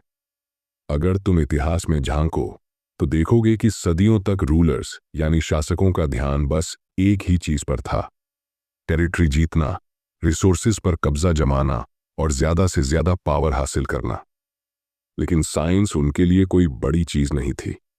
उन्हें लगता था कि दुनिया में जो कुछ भी जानने लायक है वो पहले से ही जाना जा चुका है। लेकिन फिर एक बदलाव आया, साइंटिफिक रेवोल्यूशन। अब पहली बार ऐसा हुआ कि रूलर्स और साइंटिस्ट्स ने एक दूसरे को देखना शुरू किया। रूलर्स ने समझा कि अगर वे साइंटिस्ट्स को सपोर्ट करेंगे तो वे नई टेक्नोलॉजीज बना सकते हैं, नए टेरिटरीज खोज सकते हैं और अपनी पावर को और मजबूत कर सकते हैं। दूसरी तरफ साइंटिस्ट्स ने देखा कि अगर उन्हें अपने एक्सपेरिमेंट्स के लिए पैसा और रिसोर्सेज चाहिए तो उन्हें रूलर्स की जरूरत होगी। और यहीं से शुरू हुआ एक ऐसा रिश्ता जिसने पूरी दुनिया को बदल कर रख दिया। क्रिस्टोफर कोलंबस को ही देख लो। जब उसने नया रास्ता खोजने के लिए स्पेन के राजा और रानी से मदद मांगी तो उन्होंने सोचा कि ये आदमी शायद किसी नई दुनिया की खोज कर सकता है, और अगर ऐसा हुआ तो उन्हें सोने, चांदी और जमीनों का नया भंडार मिल जाएगा। इसलिए उन्होंने उसे शिप्स और रिसोर्सेज दिए। लेकिन जो हुआ वो सिर्फ एक नई जमीन की खोज नहीं थी, बल्कि पूरी दुनिया का पावर स्ट्रक्चर बदल गया। अब यूरोप सिर्फ एक छोटा सा कोना नहीं था, बल्कि एक ग्लोबल एम्पायर बन चुका था। और ये सिर्फ कोलंबस की वजह से नहीं हुआ, बल्कि इसलिए हुआ क्योंकि रूलर्स और साइंटिस्ट्स ने साथ मिलकर काम किया। धीरे धीरे साइंस और एम्पायर का रिश्ता और मजबूत होता गया। जब नेपोलियन ने इजिप्ट पर हमला किया तो उसने अपने साथ सिर्फ सैनिक ही नहीं बल्कि मैथमेटिशियंस, हिस्टोरियंस और साइंटिस्ट्स भी भेजे, ताकि वे वहां की हिस्ट्री और कल्चर को समझ सकें और उसे अपनी पावर के लिए इस्तेमाल कर सकें। इंडस्ट्रियल रेवोल्यूशन भी इसी वजह से इतना तेजी से बढ़ा क्योंकि गवर्नमेंट्स ने साइंटिस्ट्स और इन्वेंटर्स को सपोर्ट किया और बदले में उन्हें वो मशीन्स और टेक्नोलॉजीज मिली जिससे वे और ज्यादा ताकतवर हो सके। आज भी यही हो रहा है। दुनिया की सबसे बड़ी मिलिट्री पावर्स उन्हीं टेक्नोलॉजीज पर चलती हैं जो साइंटिस्ट्स ने बनाई हैं। Artificial intelligence, genetic engineering, space exploration, ये सब सिर्फ साइंटिफिक प्रोजेक्ट्स नहीं हैं, बल्कि ये भी एक नया एम्पायर बना रहे हैं। जो देश सबसे पहले नई टेक्नोलॉजी को अपनाता है वही दुनिया पर रूल करता है। अगर आज अमेरिका सुपर पावर है तो सिर्फ इसलिए नहीं कि उसके पास सबसे बड़ी आर्मी है, बल्कि इसलिए कि उसने सबसे पहले कंप्यूटर्स, इंटरनेट और स्पेस रिसर्च को अपनाया। इसका मतलब क्या है? इसका मतलब ये है कि जो लोग आगे बढ़ना चाहते हैं उन्हें सिर्फ ताकत या पैसे के पीछे नहीं भागना चाहिए, बल्कि नॉलेज के पीछे भागना चाहिए। नॉलेज ही असली पावर है। जो लोग सीखने से पीछे हट जाते हैं, जो नई डिस्कवरीज को नज़रअंदाज करते हैं, वे धीरे धीरे इरेलीवेंट हो जाते हैं। जो लोग क्यूरियोसिटी के साथ जीते हैं, जो नए आइडियाज को एक्सप्लोर करते हैं, वे ही आगे बढ़ते हैं। इतिहास हमें यही सिखाता है। जो भी साइंस और पावर को साथ लेकर चलता है वही असली विनर बनता है। Chapter 16, the capitalist creed. क्या तुमने कभी सोचा है कि दुनिया जिस सिस्टम पर चल रही है वो असल में बस एक कहानी है? पैसा, इकोनॉमी, मार्केट, ये सब असलियत में कुछ नहीं है, बस हमारे दिमाग में बनी एक इल्यूजन है। लेकिन ये इल्यूजन इतनी पावरफुल है कि इसने पूरी दुनिया को चला रखा है। तुम्हारी हर सुबह, तुम्हारा हर डिसीजन, तुम्हारा हर सपना किसी न किसी तरह कैपिटलिज्म के रूल्स से जुड़ा हुआ है। लेकिन सवाल ये है कि ये सिस्टम आया कहाँ से? और सबसे बड़ा सवाल, क्या ये हमेशा रहेगा या किसी दिन खत्म हो जाएगा? कई हजार साल पहले इंसान छोटे छोटे ग्रुप्स में रहता था, खाना इकट्ठा करता था, जंगलों में घूमता था, बिना किसी फिक्स्ड रूल के। लेकिन फिर एग्रीकल्चर रेवोल्यूशन आया। लोगों ने खेती शुरू की, घर बनाए, गांव बसाए, और यहीं से ओनरशिप का कॉन्सेप्ट आया। ये जमीन मेरी है, ये सामान मेरा है। लेकिन असली गेम तब बदला जब एक नई सोच पैदा हुई, क्रेडिट यानी उधार। इस सिंपल से कॉन्सेप्ट ने पूरी दुनिया की दिशा बदल दी। सोचो, अगर तुम्हारे पास एक आइडिया है लेकिन उसे रियलिटी में बदलने के लिए पैसे नहीं हैं, तो क्या करोगे? इसी प्रॉब्लम का सॉल्यूशन बना कैपिटलिज्म। किसी ने कहा, मैं तुम्हें पैसा दूंगा लेकिन बदले में तुमसे इंटरेस्ट लूंगा, और बस यहीं से दुनिया में पैसे का खेल शुरू हो गया। ये सिस्टम इतना एडिक्टिव था कि हर इंसान इसमें फंसता चला गया। हर कोई पैसे को मल्टीप्लाई करना चाहता था, हर कोई फ्यूचर को लेकर एक नई स्टोरी बना रहा था। और सबसे इंटरेस्टिंग बात यह है कि ये सारी इकोनॉमी सिर्फ एक चीज पर टिकी हुई थी, ट्रस्ट। अगर लोग भरोसा करना बंद कर दें कि बैंक में रखा पैसा असल में उनके पास है, तो पूरा सिस्टम गिर जाएगा। अगर लोग मानना बंद कर दें कि कोई कंपनी प्रॉफिट कमा सकती है, तो उसकी पूरी वैल्यू खत्म हो जाएगी। लेकिन ट्रस्ट बनाने के लिए एक और चीज चाहिए थी, ग्रोथ। और यहीं से शुरू हुआ एक ऐसा खेल जिसमें हर इंसान को एक ही चीज सिखाई गई, ग्रो करो वरना पीछे छूट जाओगे। तुम बचपन से ही सुनते आ रहे हो, अच्छे मार्क्स लाओ, अच्छी जॉब पाओ, ज्यादा पैसा कमाओ। लेकिन कभी सोचा है कि ये दौड़ कहाँ जा रही है? कैपिटलिज्म ने इंसानों को ये सिखाया कि सिर्फ पैसा कमाना ही काफी नहीं, उसे मल्टीप्लाई करना जरूरी है। इसीलिए कंपनीज इन्वेस्ट करती हैं, नए प्रोडक्ट्स बनाती हैं, लोगों की जरूरतें आर्टिफिशियली क्रिएट करती हैं। कभी गौर किया है कि तुम्हें हमेशा नया फोन चाहिए, नई कार चाहिए, नए कपड़े चाहिए? ये सब तुम्हारी असली जरूरतें नहीं हैं, बल्कि एक केयरफुली डिजाइन्ड इल्यूजन है। और ये इल्यूजन इतना पावरफुल है कि अगर कोई इसे तोड़ने की कोशिश करता है तो उसे ही पागल कहा जाता है। कैपिटलिज्म की सबसे बड़ी ट्रिक यही है, ये तुम्हें कभी सैटिस्फाइड नहीं होने देता। तुम्हें हमेशा लगता है कि तुम्हारे पास जो है वो कम है, और इसी लालच में इंसान दिन रात भागता रहता है, बिना ये समझे कि असली वेल्थ क्या है। लेकिन एक सवाल सोचो, अगर एक दिन दुनिया से पैसे का ये सिस्टम खत्म हो जाए तो क्या होगा? क्या इंसान फिर से वैसे जी पाएगा जैसे हजारों साल पहले जीता था? युवाल नोआ हरारी कहते हैं कि कैपिटलिज्म सिर्फ एक सिस्टम नहीं है, ये एक माइंडसेट है जो इंसान के साइकोलॉजी को पूरी तरह कंट्रोल करता है। ये तुम्हें चॉइसेस देता है, लेकिन उन्हीं चॉइसेस में तुम्हें फंसा भी देता है। और सबसे खतरनाक बात यह है कि ये सिस्टम खुद को हर बार रीइन्वेंट कर लेता है। इंडस्ट्रियल रेवोल्यूशन आया, फिर टेक्नोलॉजी का दौर आया, अब एआई और ऑटोमेशन की दुनिया आ रही है, लेकिन कोर प्रिंसिपल वही है, प्रॉफिट, ग्रोथ, एक्सपेंशन। तो क्या कैपिटलिज्म हमेशा रहेगा? शायद हाँ, जब तक इंसान ट्रस्ट करता रहेगा तब तक ये सिस्टम चलेगा। लेकिन अगर कभी ट्रस्ट टूट गया तो अगर लोग ये समझ गए कि असली वेल्थ पैसा नहीं बल्कि टाइम और फ्रीडम है, तो शायद तब इंसान फिर से एक नए सिस्टम की तरफ बढ़ेगा। लेकिन तब तक हम सब इस गेम का हिस्सा हैं, एक ऐसे इल्यूजन में फंसे हुए हैं जिसे हमने खुद बनाया है और जिसे तोड़ना लगभग नामुमकिन लगता है। अब सवाल ये है कि तुम इस गेम को कैसे खेलोगे। क्या तुम बस सिस्टम के रूल्स को फॉलो करोगे या फिर इसे समझकर अपने लिए नए रूल्स बनाओगे? चॉइस तुम्हारे हाथ में है। Chapter 17, the wheels of industry. क्या तुमने कभी सोचा है कि इंसान इस दुनिया में सबसे अलग कैसे बना? ऐसा क्या था हमारे अंदर जिसने हमें जंगलों के जानवरों से निकालकर टेक्नोलॉजी और इंडस्ट्री के मालिकों में बदल दिया? क्या ये सिर्फ दिमाग की वजह से हुआ या फिर इसके पीछे कोई और छिपी हुई ताकत थी? इंसान का सफर एक सीधी रेखा में नहीं चला, ये ट्विस्ट्स और टर्न्स से भरा हुआ था। एक ऐसा सफर जिसमें हमने बार बार खुद को रीइन्वेंट किया, और इस सफर का सबसे बड़ा मोड़ था इंडस्ट्री। एक समय था जब इंसान सिर्फ खेती करता था, छोटे गांवों में रहता था, लिमिटेड रिसोर्सेज में जीता था। लेकिन फिर अचानक सब कुछ बदल गया।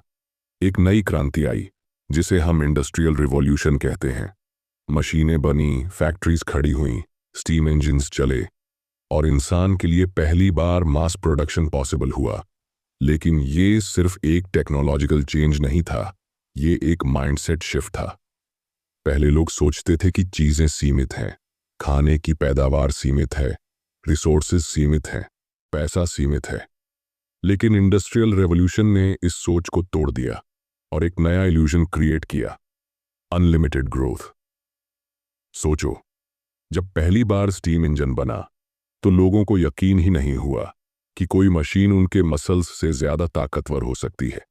लेकिन धीरे धीरे इंसान ने मशीन पर भरोसा करना शुरू कर दिया। फैक्ट्रीज में प्रोडक्शन बढ़ने लगा, सिटीज ग्रो होने लगीं और एक नया सिस्टम आया, कैपिटलिज्म। अब चीजें सिर्फ जरूरत के लिए नहीं बनती थीं, बल्कि डिमांड क्रिएट करने के लिए बनती थीं। पहले लोग बस सर्वाइवल के लिए काम करते थे, लेकिन अब पैसा कमाने के लिए काम करने लगे। सोसाइटी में एक नया ड्रीम पैदा हुआ, सफलता का ड्रीम, धन का ड्रीम, शक्ति का ड्रीम। लेकिन क्या ये सच में इंसान को आगे लेकर गया या फिर हमें एक अंतर्निहित कैद में कैद कर दिया? सोचो, इंडस्ट्रियल रेवोल्यूशन ने जॉब्स तो दी, लेकिन इसी के साथ स्लेवरी भी लाई। पहले इंसान जमीन का गुलाम था, अब फैक्ट्रीज का गुलाम बन गया। पहले लोग सूरज के हिसाब से काम करते थे, अब क्लॉक के हिसाब से। पहले इंसान अपने हाथों से चीजें बनाता था, अब मशीन से।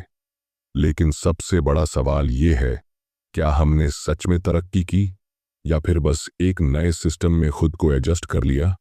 युवाल नोआ हरारी कहते हैं कि इंडस्ट्रियल रेवोल्यूशन ने इंसान को मशीन्स के करीब कर दिया, लेकिन इंसानियत से दूर कर दिया। पहले रिश्ते इंपॉर्टेंट थे, अब ट्रांजैक्शंस इंपॉर्टेंट हैं। पहले कम्युनिटीज स्ट्रांग थीं, अब कंपनीज स्ट्रांग हैं। और इसी वजह से आज हम एक ऐसी दुनिया में जी रहे हैं जहां हर चीज मेजर्ड होती है, प्रोडक्टिविटी, एफिशिएंसी, प्रॉफिटेबिलिटी। लेकिन हैप्पीनेस, पीस, फुलफिलमेंट, इनका कोई मेजर नहीं है, क्योंकि इंडस्ट्री को इनकी परवाह नहीं। इंडस्ट्री को बस ग्रोथ चाहिए, और ग्रोथ के लिए इंसान को लगातार दौड़ते रहना होगा। और यही सबसे बड़ा ट्रैप है। अगर तुम्हें लगता है कि तुम अपने दम पर डिसीजंस ले रहे हो, तो सोचो, तुम्हारा करियर, तुम्हारी डेली लाइफ, तुम्हारी ज़रूरतें, तुम्हारी इच्छाएं, क्या ये सच में तुम्हारी हैं या फिर ये सब किसी बड़े सिस्टम का हिस्सा है? इंडस्ट्रियल रेवोल्यूशन ने तुम्हें एक इनविजिबल रेस में डाल दिया है, जहां तुम हमेशा आगे बढ़ना चाहते हो, लेकिन कभी फिनिश लाइन तक नहीं पहुंच सकते। एक नया फोन खरीदो, एक नई कार लो, एक बेहतर जॉब ढूंढो, लेकिन कभी मत रुको, क्योंकि अगर तुम रुके तो सिस्टम कोलैप्स हो जाएगा। लेकिन क्या कोई दूसरा रास्ता है? क्या इंसान इस सिस्टम से बाहर निकल सकता है? हरारी कहते हैं कि इतिहास में बदलाव तब आते हैं जब इंसान नई कहानियों पर यकीन करना शुरू करता है। इंडस्ट्रियल रेवोल्यूशन एक कहानी थी जिसे हमने कलेक्टिवली बिलीव किया, और इसी वजह से ये रियलिटी बन गई। अगर हम एक नई कहानी लिख सकते हैं जिसमें ग्रोथ सिर्फ पैसा कमाने तक सीमित न हो बल्कि असली सेटिस्फैक्शन तक पहुंचे, तो शायद हम इस दौड़ से बाहर निकल सकते हैं। लेकिन क्या हम ये कर पाएंगे, या फिर इंसान हमेशा मशीन्स के बनाए हुए नियमों में फंसा रहेगा? शायद इसका जवाब तुम्हारे ही अंदर है। तुम इस गेम को समझते हो, अब फैसला तुम्हारे हाथ में है। क्या तुम बस इस सिस्टम को फॉलो करोगे या फिर इसे समझकर अपने लिए एक नई कहानी लिखोगे? Chapter 18, a permanent revolution. क्या तुमने कभी सोचा है कि इंसान इतना ताकतवर कैसे बना? कैसे हमने जंगलों से निकलकर आसमान में उड़ने वाले जहाज बनाए, समंदर की गहराइयों को नापा और अब दूसरे ग्रहों पर जाने की तैयारी कर रहे हैं? क्या ये सिर्फ इंटेलिजेंस की वजह से हुआ या फिर इसके पीछे कुछ और था? इंसान की सबसे बड़ी ताकत उसकी अडेप्टेबिलिटी है। हम बदलते रहते हैं, खुद को नई सिचुएशंस के हिसाब से ढालते रहते हैं, लेकिन ये बदलाव कभी रुकता नहीं। ये एक कंटिन्यूअस रेवोल्यूशन है, एक ऐसी दौड़ जिसमें हमें कभी फिनिश लाइन नहीं मिलती। युवाल नोआ हरारी कहते हैं कि इंसान ने जब एग्रीकल्चर को अपनाया तो उसने पहली बार अपने फ्यूचर को कंट्रोल करने की कोशिश की, लेकिन इसके साथ ही एक नई समस्या भी आई, परमानेंट रेवोल्यूशन। पहले हंटर गैदरर्स के पास एक सिंपल लाइफ थी। वे नेचर के साथ रहते थे, एक जगह ज्यादा देर तक नहीं रुकते थे। लेकिन जैसे ही खेती शुरू हुई, इंसान एक जगह टिक गया। घर बनाए, गांव बनाए, सिटीज खड़ी की। उसे लगा कि अब उसकी लाइफ स्टेबल हो गई है, लेकिन यही सबसे बड़ा इल्यूजन था। स्टेबिलिटी का सपना देखते देखते इंसान एक ऐसी दुनिया बना बैठा जहां बदलाव ही एकमात्र कांस्टेंट चीज रह गई। पहले खेती आई, फिर ट्रेड आया, फिर किंगडम्स बने, फिर इंडस्ट्रियल रेवोल्यूशन हुआ, और अब टेक्नोलॉजी ने दुनिया को पूरी तरह बदल दिया है।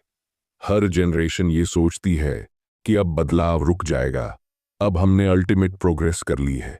लेकिन हर बार हिस्ट्री हमें यही सिखाती है, प्रोग्रेस कभी नहीं रुकती, ये सिर्फ नए सवाल खड़े करती है। जब इंसान ने एग्रीकल्चर अपनाई तो उसे लगा कि अब फूड प्रॉब्लम सॉल्व हो गई, लेकिन इसके बाद पॉपुलेशन बढ़ने लगी, डिजीजेस फैलने लगी, वॉर्स होने लगी। जब इंडस्ट्रियल रेवोल्यूशन आया तो लगा कि अब हर इंसान के पास वेल्थ होगी, रिसोर्सेज होंगे, लेकिन इनइक्वालिटी बढ़ गई, मशीन्स ने जॉब्स छीन ली, इंसान और भी ज्यादा स्ट्रेस में आ गया। सोचो, आज हम टेक्नोलॉजी के जिस दौर में हैं, यहां हर चीज तेजी से बदल रही है। Artificial intelligence, automation, genetic engineering, ये सब कुछ हमारे आसपास एक नया वर्ल्ड क्रिएट कर रहे हैं। लेकिन क्या ये बदलाव हमारे लिए अच्छे हैं? क्या हमें सच में लगता है कि टेक्नोलॉजी से हमारी प्रॉब्लम्स खत्म हो जाएंगी, या फिर ये बस एक नया इल्यूजन है, ठीक वैसे ही जैसे पहले एग्रीकल्चर और इंडस्ट्री के समय था? हरारी कहते हैं कि हिस्ट्री हमें यही सिखाती है, हर बार इंसान कुछ नया इन्वेंट करता है, लेकिन वो इन्वेंशन खुद इंसान को ही बदल देता है। जब हमने फायर को कंट्रोल किया तो हमने नेचर पर पावर हासिल कर ली। जब हमने राइटिंग को डेवलप किया तो नॉलेज इमॉर्टल हो गई। जब हमने मनी क्रिएट किया तो सोसाइटीज कॉम्प्लेक्स हो गईं। और अब जब हम आर्टिफिशियल इंटेलिजेंस और जेनेटिक इंजीनियरिंग की तरफ बढ़ रहे हैं तो हम खुद को ही रीडिफाइन कर रहे हैं। इंसान हमेशा कुछ नया बनाना चाहता है, लेकिन हर बार वो खुद ही उस क्रिएशन का गुलाम बन जाता है। लेकिन असली सवाल ये है, क्या हम इस रेवोल्यूशन को कंट्रोल कर रहे हैं या फिर ये रेवोल्यूशन हमें कंट्रोल कर रहा है? क्या इंसान सच में अपने चॉइसेस खुद लेता है, या फिर वो बस उस सिस्टम का हिस्सा बनता जा रहा है जिसे उसने खुद बनाया? हरारी हमें चैलेंज करते हैं कि हम अपनी हिस्ट्री को समझें, अपने डिसीजंस को एनालाइज करें, क्योंकि अगर हम नहीं रुके, अगर हमने ये नहीं सोचा कि हम कहाँ जा रहे हैं, तो शायद हम एक ऐसी दुनिया बना बैठेंगे जहां इंसान होने का मतलब ही बदल जाएगा। सोचो, अगर टेक्नोलॉजी इतनी आगे बढ़ गई कि हम अपनी मेमोरीज को कंप्यूटर में अपलोड कर सकें, अगर हम अपने डीएनए को मॉडिफाई करके सुपर ह्यूमंस बना सकें, अगर इमोशंस को कंट्रोल करने वाली ड्रग्स आ जाए, तो क्या हम वही रहेंगे जो हम हैं, या फिर ये सब कुछ इंसानियत को किसी नए रास्ते पर ले जाएगा? हरारी हमें हिस्ट्री का एक बड़ा लेसन देते हैं। रेवोल्यूशंस कभी खत्म नहीं होती, वे सिर्फ नया रूप लेती हैं।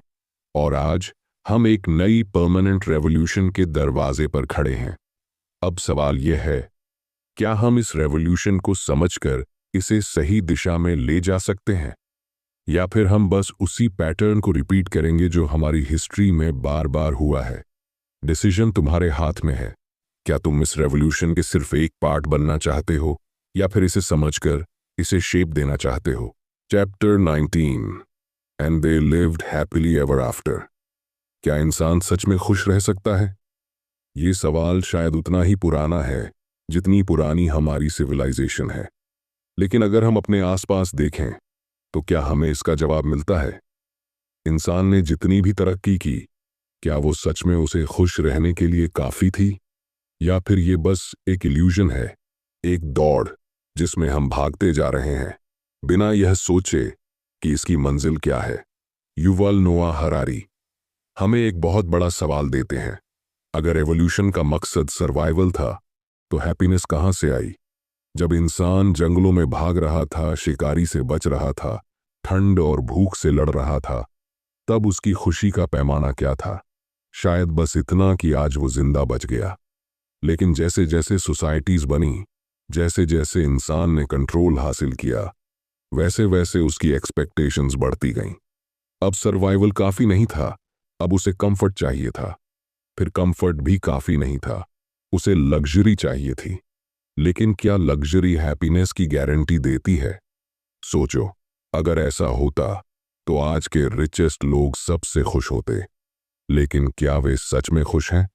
अगर टेक्नोलॉजी हैप्पीनेस देती तो जिनके पास सबसे ज्यादा गैजेट्स हैं वे सबसे सेटिस्फाइड होते। लेकिन सच तो यह है कि जितनी तेजी से हमने ग्रोथ की, उतनी ही तेजी से हमारी एक्सपेक्टेशंस बढ़ गईं। अगर एक हंटर गैदरर को बस एक अच्छी जगह सोने को मिल जाए तो वो खुद को खुश मानता था।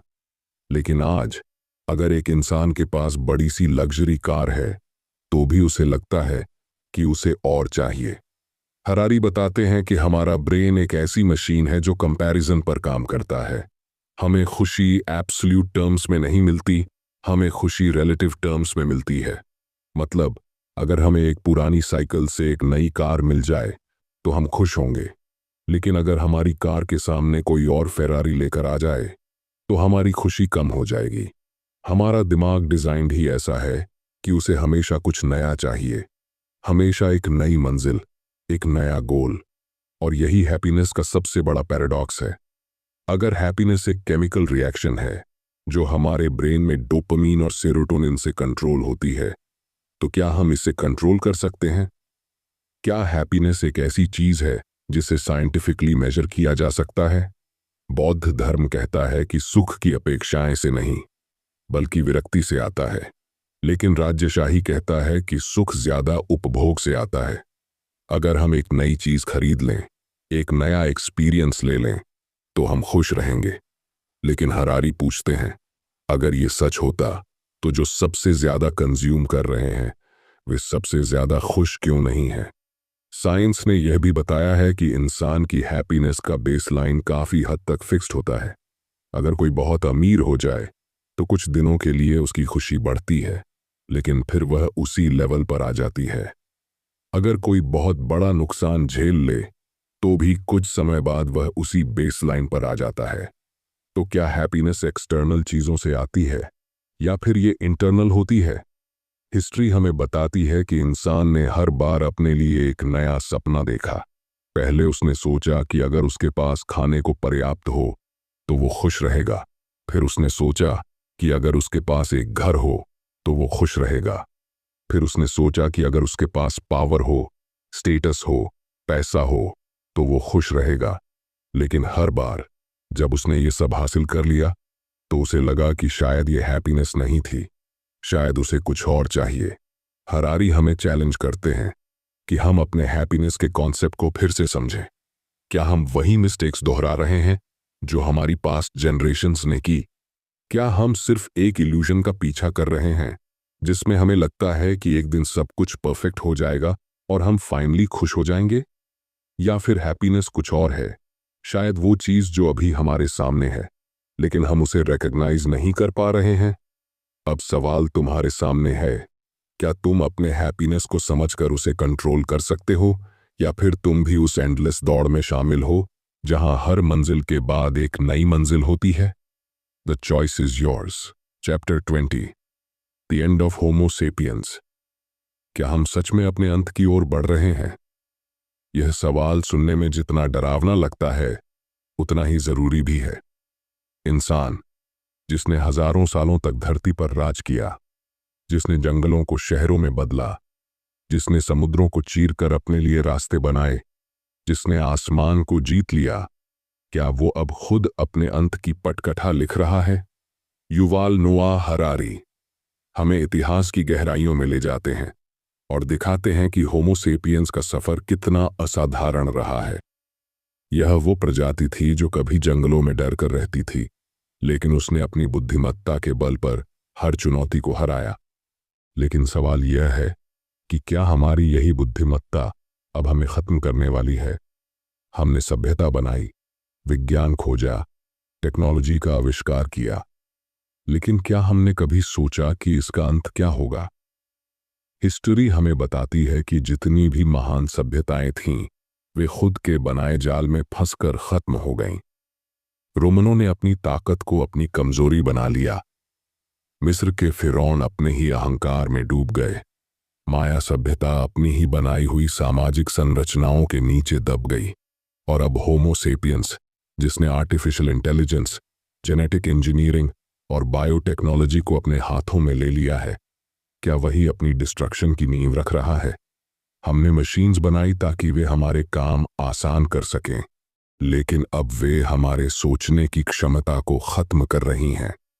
आज डिसीजंस एल्गोरिदम्स लेते हैं, इमोशंस को डेटा पॉइंट्स में बदला जा रहा है, और इंसान को सिर्फ एक कंज्यूमर बना दिया गया है, जो लगातार अपने डोपामाइन लेवल्स को बूस्ट करने के लिए एक स्क्रीन से दूसरी स्क्रीन पर भाग रहा है।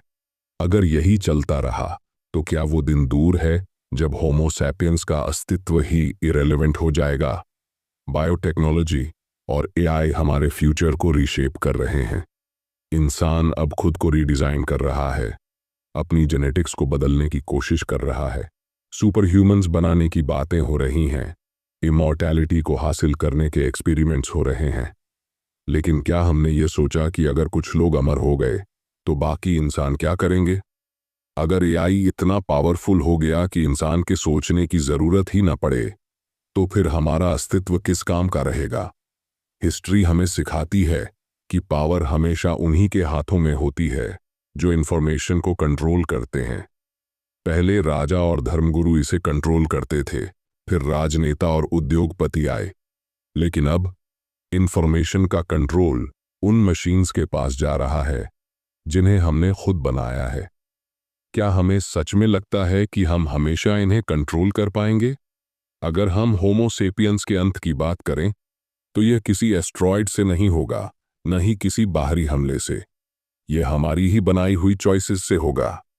Climate change, nuclear war, AI singularity, ये सब इंसान के बनाए हुए खतरे हैं। लेकिन सबसे बड़ा खतरा यह है कि इंसान खुद को भूलता जा रहा है।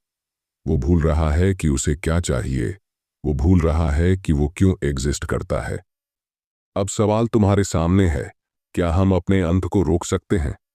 क्या हम होमो सैपियंस को एक नई दिशा दे सकते हैं, या फिर हम भी उसी रास्ते पर हैं जिस पर चलकर बाकी सभ्यताएं खत्म हो गईं? आंसर सिंपल नहीं है, लेकिन एक बात तो तय है, अगर हमने आज नहीं सोचा, तो कल शायद सोचने के लिए कोई बचेगा ही नहीं।